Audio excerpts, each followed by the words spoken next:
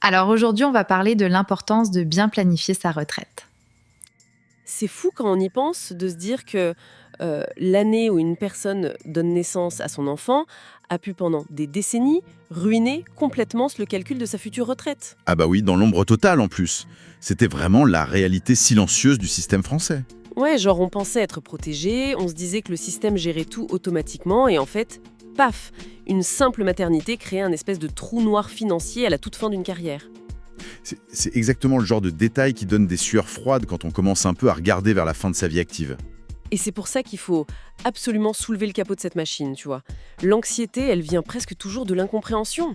On a tous tendance à voir la retraite en France comme un grand trou noir administratif. Grave. Un endroit où on balance des fiches de paye pendant 40 ans en priant très fort pour qu'il en ressorte de quoi vivre dignement à la fin, quoi. C'est ça, ouais. Mais la vérité, et c'est ce qu'on va voir, c'est que c'est pas du tout une loterie. Il y a une logique implacable derrière. Absolument. Et c'est ce qu'on va décortiquer dans notre exploration d'aujourd'hui. Pour cette analyse bien en profondeur, on a rassemblé une pile de documents qui sont juste fascinants. Ouais, il y a de quoi faire. On a d'abord une fiche pratique très détaillée de service public qui nous explique l'algorithme de calcul pur et dur. Ensuite, un guide stratégique officiel de l'assurance retraite sur les leviers d'optimisation. Et surtout, le clou du spectacle, une circulaire technique de la SNAV. La Caisse nationale d'assurance vieillesse, pour préciser. Faille historique sur les congés maternité dont je parlais juste avant. Notre mission ici, pour les personnes qui nous écoutent, c'est vraiment de traduire tout ce langage bureaucratique en outils super concrets. Une fois qu'on capte que ce système obéit à des règles strictes, on arrête de subir. C'est clair. Comprendre comment un choix de carrière là aujourd'hui, ça impacte un montant dans 20 ou 30 ans, c'est littéralement reprendre le pouvoir sur sa propre vie. Complètement. Bon, alors si c'est un système si logique que ça, commençons par la base. On va imaginer le cas classique d'un ou d'une salariée du secteur privé. Concrètement, comment la machine calcule le montant qui va tomber sur le compte en banque tous les mois? Il y a une formule magique, j'imagine? Ouais, tout à fait.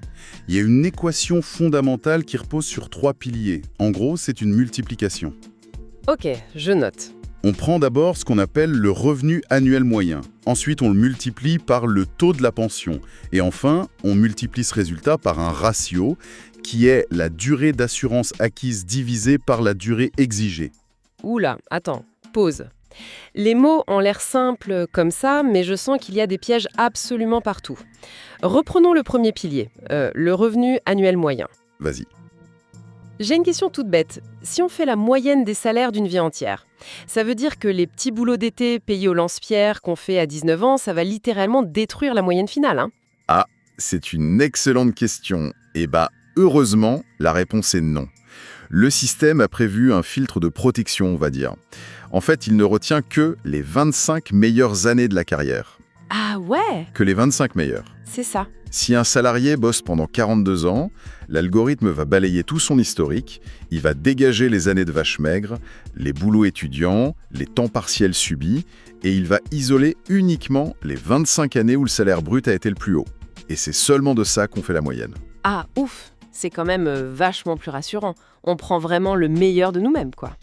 Mais j'ai lu dans nos sources qu'il y a un plafond. Oui, il y a un plafond. Par exemple, si on a une année exceptionnelle, disons qu'une personne décroche un bonus faramineux et gagne, je sais pas, 300 000 € dans l'année. L'algorithme prend ce chiffre astronomique pour gonfler la moyenne globale. Et non. Et c'est là qu'on touche vraiment à la philosophie du système français. Ces salaires bruts qu'on retient, ils sont limités par ce fameux plafond de la sécurité sociale. Ok, donc il y a une limite dure. Voilà. Chaque année, l'État fixe une limite maximale. Si le salaire dépasse cette limite, le système coupe tout ce qui dépasse. On retient que le montant plafonné. Un point, c'est tout. Mais pourquoi ce blocage en fait? Si quelqu'un gagne énormément d'argent et paye des cotisations énormes sur ce salaire, pourquoi le système refuse de prendre en compte ses vrais revenus à la fin? Faut bien comprendre que l'assurance retraite de base, c'est pas un compte d'investissement privé où tu récupères exactement ce que tu as misé. Ouais, c'est pas la bourse, quoi. Exactement. C'est un système de répartition et de solidarité. Le but, c'est de garantir un revenu de remplacement décent pour tout le monde, c'est pas de financer le train de vie des ultra-riches.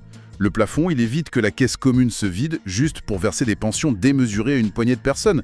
C'est juste une question de viabilité financière globale. D'accord, c'est un filet de sécurité collectif. La logique se tient carrément. Ça, c'est pour l'argent. Passons au deuxième gros morceau de la formule puits, la durée d'assurance. Cette fameuse histoire de trimestre qu'on entend tout le temps. Ah, les trimestres. Qu'est-ce qui valide un trimestre au juste? Est-ce que c'est uniquement le temps passé physiquement assis à son bureau? Alors, là encore, le système se montre assez réaliste face aux aléas de la vie. Parce que bon, une vie pro, c'est presque jamais une ligne droite ininterrompue. Les trimestres acquis, c'est en fait la somme de deux choses. Lesquels? D'un côté, tu as les trimestres cotisés. Ça, c'est les périodes où la personne a effectivement travaillé et payé des cotisations. Et de l'autre, tu as les trimestres qu'on appelle assimilés. Assimilé? C'est-à-dire que le système fait un peu genre la personne a travaillé même si c'est pas le cas? C'est ça, il fait comme si. Ça couvre les interruptions de carrière qui sont justifiées ou subies, par exemple une période de chômage indemnisé, un long arrêt maladie, un congé maternité ou même un accident du travail. Ah, je vois. Pendant toutes ces périodes, la personne ne cotise pas, mais la solidarité nationale valide quand même des trimestres pour pas la pénaliser sur la longueur de sa carrière. Ok, donc si j'essaye de visualiser tout ça, j'ai une analogie en tête. Dis-moi si ça marche. Vas-y, je t'écoute. C'est un peu comme essayer d'obtenir un diplôme universitaire super prestigieux. Les 25 meilleures années, c'est nos meilleures notes aux examens. Ouais, l'excellence académique. C'est ça. Et pour décrocher ce diplôme avec la fameuse mention « très bien », c'est-à-dire obtenir le taux maximum de la pension qui est de 50%, il faut avoir fait preuve d'une assiduité parfaite, donc avoir validé tous ces trimestres requis. En résumé, pour avoir le max, il faut les meilleures notes et l'assiduité totale, c'est ça? L'analogie est parfaite. Le taux plein de 50%, c'est ta mention très bien. Le souci, c'est quand l'assiduité n'est pas au rendez-vous. Selon l'année de naissance, l'État exige un certain nombre de trimestres. Par exemple, pour quelqu'un né en 69, il faut réunir 172 trimestres. Ça fait quoi, 43 ans de carrière, ça? Exactement. Et si cette personne décide de liquider sa retraite avant d'avoir atteint ses 172 trimestres, le couperet tombe. C'est la décote. Ouh, la décote. Le mot qui fait peur à tout le monde. Concrètement, ça impute la pension à quel point? C'est une pénalité qui est sévère et surtout, faut bien l'avoir en tête, elle est définitive. Le système applique une réduction de 0,625% par trimestre manquant, et ça jusqu'à la fin des jours du retraité, dans la limite de 20 trimestres. Ah ouais. Donc partir trop tôt sans avoir cette assiduité parfaite, c'est accepter de voir son revenu amputé pour toujours, quoi. C'est exactement ça. Mais c'est là que j'ai repéré un truc hyper intéressant dans la doc. Il y a une sorte de porte de sortie légale, non? Un espèce d'âge magique où cette menace de décote, elle s'évapore complètement. 67 ans. Ah, oui? C'est ce que l'administration appelle l'âge d'annulation de la décote. C'est un concept vraiment crucial à capter. Et ça marche comment en pratique? En gros, à 67 ans, la règle du jeu change totalement. Peu importe le nombre d'années sabbatiques, les trous dans le CV ou le fait d'avoir validé seulement la moitié des trimestres exigés, le système efface complètement l'ardoise sur la pénalité. Il t'accorde automatiquement le taux de 50%. Donc la mention très bien, elle est acquise d'office juste par l'âge. Voilà, c'est un cheat code légal. Attention quand même, juste pour que ce soit bien clair pour tout le monde. La personne n'aura pas une retraite entière si elle a travaillé que 10 ans dans sa vie, on est d'accord, hein? Le prorata de la formule de base, il s'applique toujours. Absolument, oui. Faut pas rêver non plus. La dernière partie de la formule, la proportionnalité, elle reste, mais le taux appliqué à la moyenne des salaires, lui, il subit plus du tout cette fameuse décote punitive. C'est vraiment une énorme boîte de sauvetage pour les carrières très hachées. C'est fascinant de voir comment ces mécanismes s'équilibrent en fait. Mais là, on vient de parler de ce qui se passe par défaut ou quand il manque des choses. Penchons-nous un peu sur l'optimisation. L'assurance retraite détaille dans son guide qu'il est possible d'appuyer sur l'accélérateur. Qu'est-ce qu'on peut faire pour gonfler activement ces chiffres? Il y a pas mal de trucs. Déjà, il y a des majorations automatiques qui agissent comme de vrais boosters. La plus connue, c'est la majoration familiale. Ok, et elle donne quoi celle-là? Eh bien, si une personne a eu ou a élevé au moins 3 enfants, le montant final de sa retraite de base est automatiquement majoré de 10%. Waouh, 10%, c'est énorme! Mais je dois te poser la question, pourquoi? Pourquoi spécifiquement 3 enfants? Il y a une logique de l'État derrière ce chiffre ultra précis ou c'est juste arbitraire? C'est pas arbitraire du tout quand tu regardes la démographie en fait. Dans un système par répartition, ce sont les travailleurs actifs d'aujourd'hui qui paient les pensions des retraités d'aujourd'hui. Ouais, logique. Donc, pour que le système survive, il a un besoin vital de renouvellement des générations. Historiquement, le taux de fécondité pour maintenir une population stable, c'est environ 2,1 enfants par femme. Ah, je vois où tu veux en venir. Voilà. Récompenser la naissance du troisième enfant, c'est une politique nataliste directe. L'État donne ce bonus de 10% pour inciter à créer les futurs cotisants qui soutiendront la fameuse pyramide.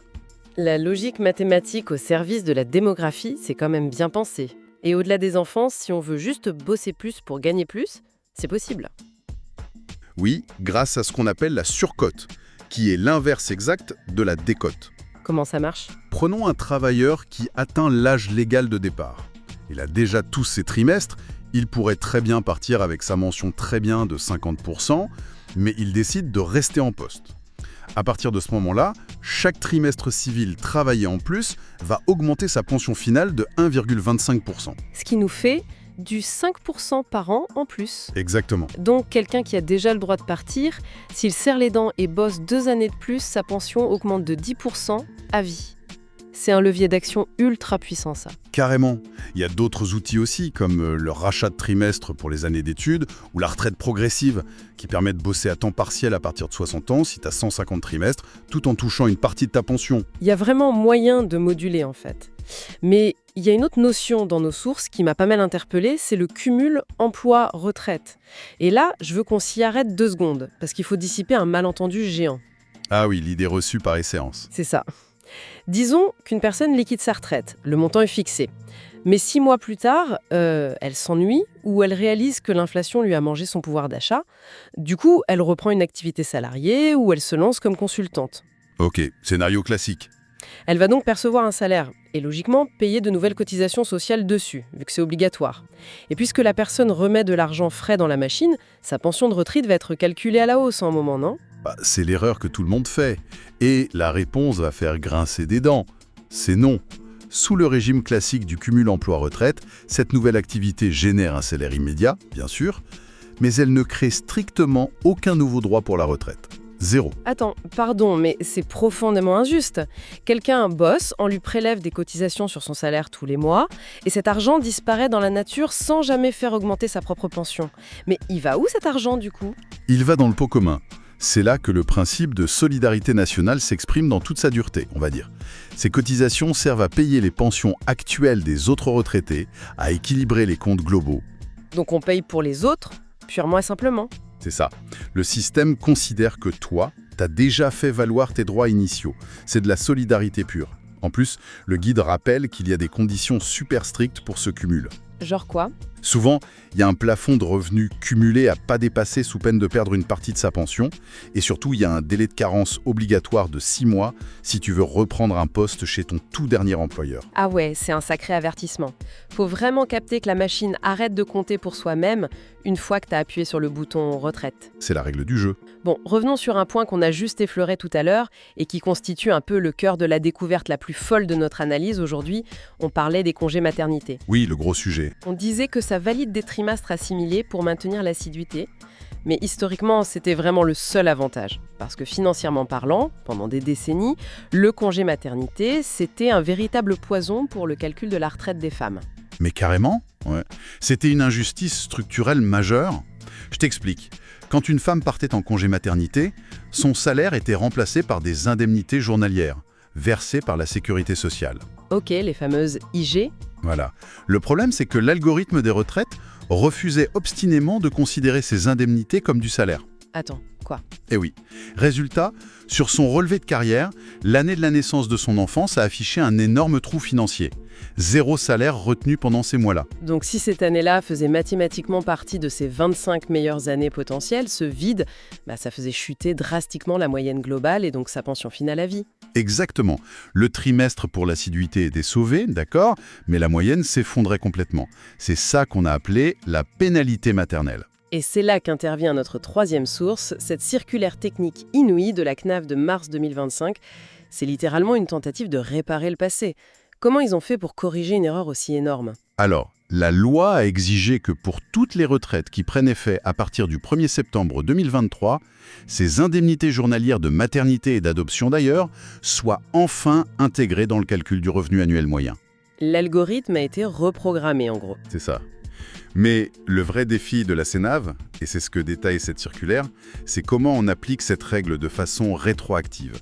Comment on retrouve et on valorise des congés pris il y a 10, 20 ou même 30 ans. L'enfer. Les bases de données des années 80, ça doit même plus exister. C'est pour ça qu'ils ont scindé la méthode en 2 époques. Pour tous les congés maternité qui ont débuté depuis 2012, c'est relativement simple. Les traces numériques existent. L'assurance retraite récupère les montants réels des indemnités versées par la Sécu à l'époque et elle applique un multiplicateur. Elle les multiplie par 125%. Attends, pourquoi spécifiquement 125%? Ça sort d'où ce chiffre? C'est une question de pure équité comptable. L'algorithme des 25 meilleures années, il travaille toujours avec des salaires bruts.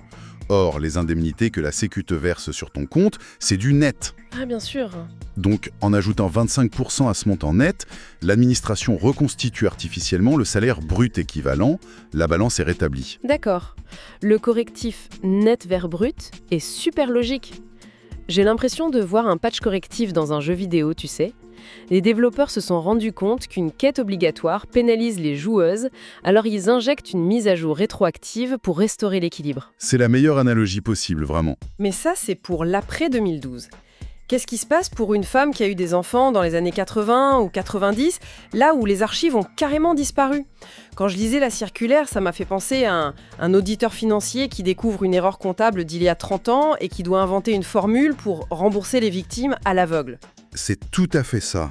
Puisqu'ils n'ont plus les chiffres exacts de l'époque, ils ont créé un calcul forfaitaire basé sur des moyennes nationales historiques. Et le processus est d'une rigueur clinique. Plongeons dans l'exemple fourni par la circulaire, parce que la gymnastique est spectaculaire. Ils prennent le cas d'une naissance de jumeaux en 1990. Comment on ressuscite un chiffre pour cette année-là? L'auditeur de notre métaphore, il va procéder par étapes. Puisque les jumeaux sont nés en 90, on va regarder l'économie de l'année précédente.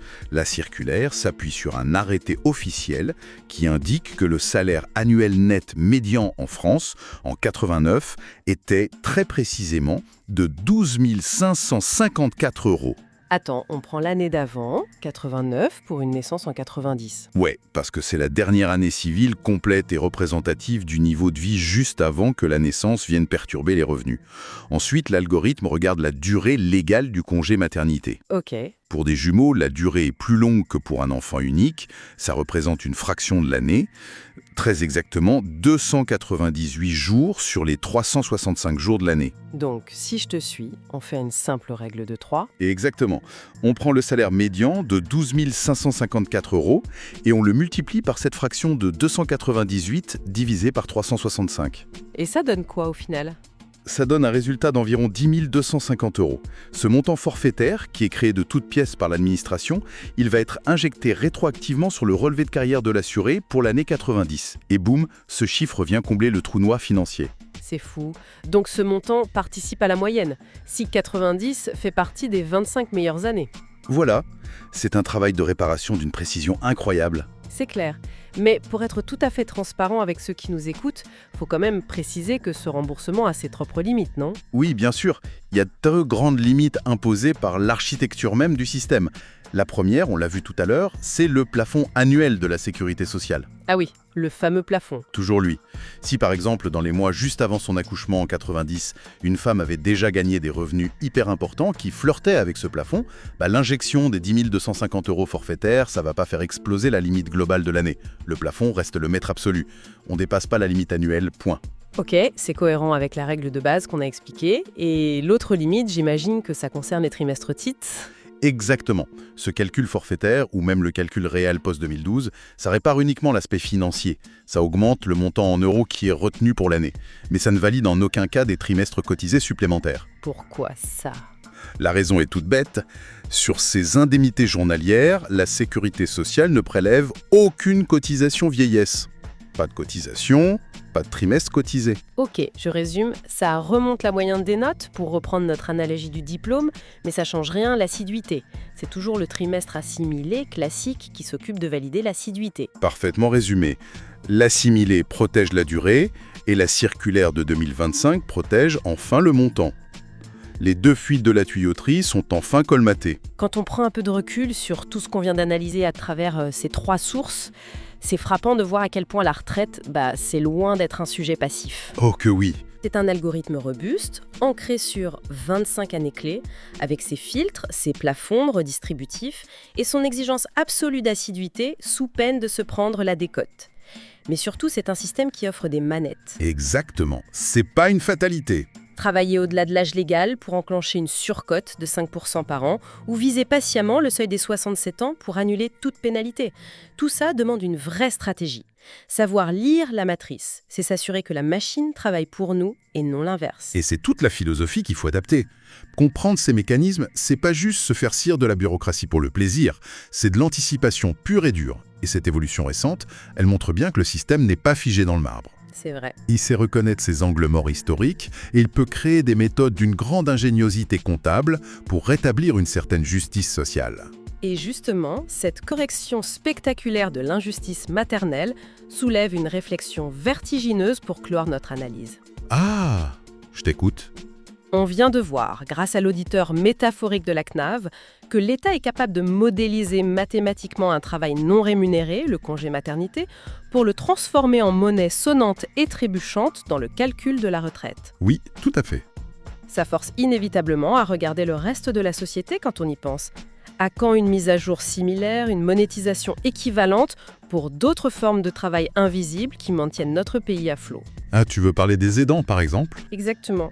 On pense immédiatement aux centaines de milliers de personnes qui sacrifient silencieusement leur carrière, qui accumulent des trous immenses dans leurs fameuses 25 meilleures années, tout ça pour s'occuper bénévolement de parents vieillissants ou de proches lourdement dépendants. C'est un vrai sujet de société. Si le système a prouvé aujourd'hui qu'il pouvait injecter rétroactivement des salaires médians pour corriger le fardeau de la naissance, on peut légitimement se demander si l'accompagnement de la fin de vie finira-t-il lui aussi par devenir une variable mathématique intégrée aux algorithmes de notre retraite de demain. C'est indéniablement le grand défi social et démographique des décennies à venir. Le précédent est créé, avec cette circulaire, la méthode comptable existe désormais, reste à savoir quand la société décidera d'étendre cette justice réparatrice. C'est une mécanique en perpétuelle évolution qui reflète finalement les valeurs de son époque. Voilà de quoi bien réfléchir en regardant son prochain relevé de carrière. L'exploration de ces sources est terminée pour aujourd'hui. Merci de nous avoir suivis et à très bientôt pour poursuivre le décryptage de ce qui façonne notre quotidien. Alors pour résumer, l'important est de bien planifier. Exactement. La prévoyance est la clé.